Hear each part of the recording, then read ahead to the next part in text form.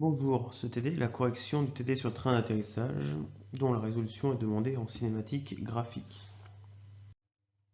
Donc l'étude se porte sur le train avant de l'avion. Donc on voit une vue détaillée en 3 dimensions ici. Tout d'abord, nous allons nous intéresser à la modélisation cinématique de ce train avant.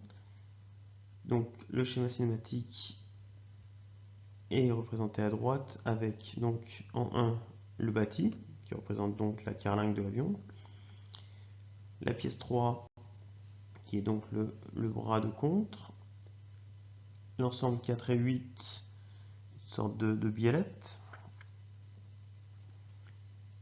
le corps du vérin donc numéro 5 et la tige du vérin numéro 6 et donc la jambe 2 qui ici n'est pas coloriée.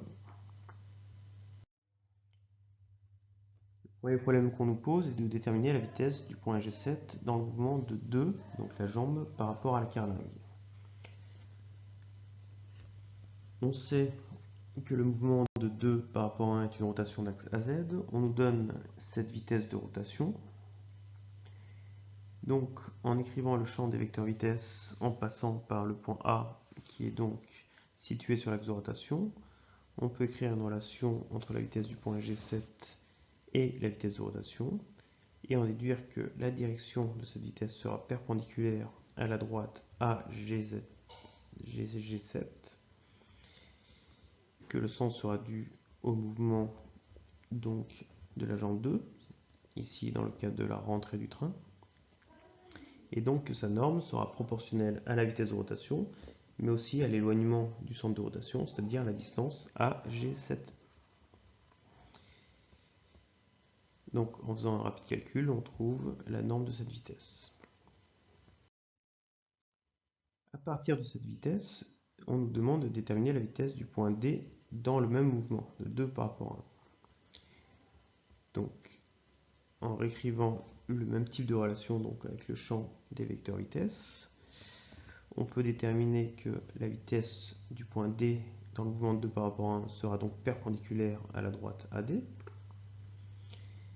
et sa norme sera donc proportionnelle à la vitesse de rotation de 2 par rapport à 1 et donc à l'éloignement de AD. On va pouvoir utiliser cette relation de proportionnalité en s'appuyant sur la vitesse du point G7. Comme AD et G7 ne sont pas alignés, on va utiliser un point D' situé à la même distance de A que le point D. Le support de la vitesse de ce point D' sera donc perpendiculaire à AD'. Et donc en traçant une droite de proportionnalité donc, qui va passer par le centre de rotation et par l'extrémité du vecteur vitesse en G7, on pourra déterminer donc la norme de la vitesse de D' et donc en déduire la vitesse de D de 2 par rapport à 1 qui sera donc de même norme. On trouve ici une vitesse de 10,5 mm par seconde.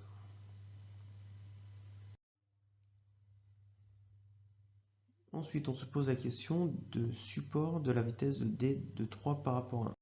Donc le mouvement de 3 par rapport à 1 est une rotation d'axe BZ.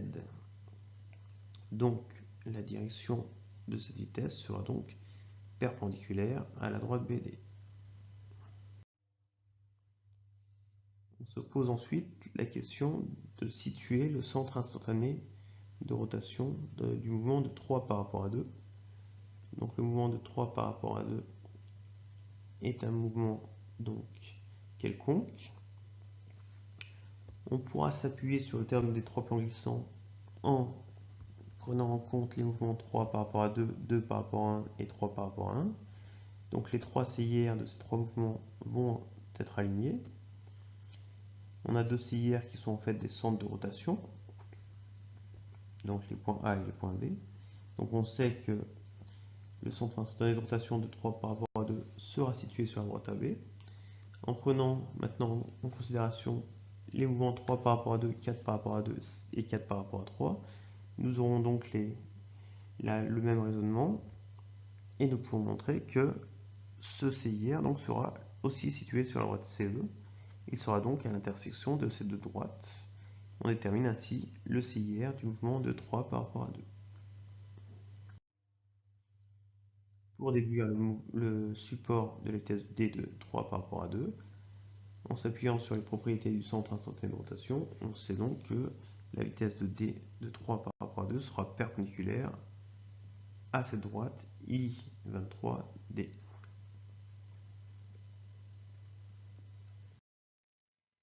Maintenant, en utilisant la composition des mouvements, et donc la composition des vitesses, on peut écrire que la vitesse de d de 3 par rapport à 1 est égale à la somme de la vitesse de d dans le mouvement de 3 par rapport à 2 plus la vitesse de d dans le mouvement de 2 par rapport à 1.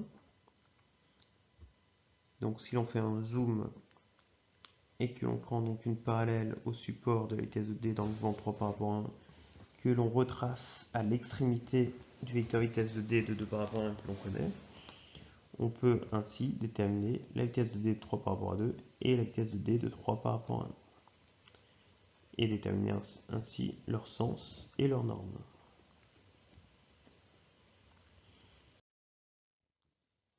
Enfin, on cherche à déterminer la vitesse de sortie de la tige du vérin, donc la vitesse de d de 6 par rapport à 5.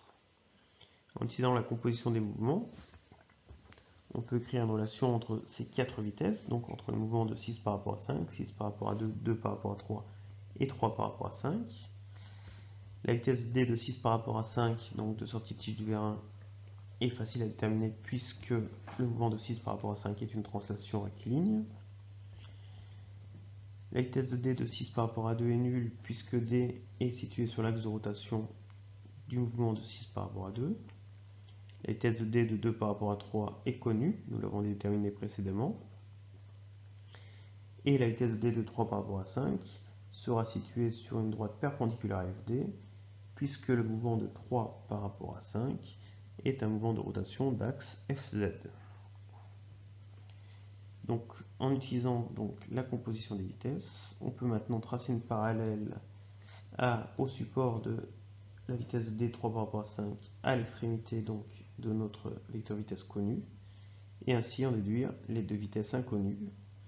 On déduit donc la vitesse de d de 6 par rapport à 5, qui est égale à 10,4 mm par seconde, ce qui nous permettrait de dimensionner le vérin et ou dimensionner donc le groupe hydraulique fournissant le débit au vérin, puisque la sortie de tige du vérin sera fonction du débit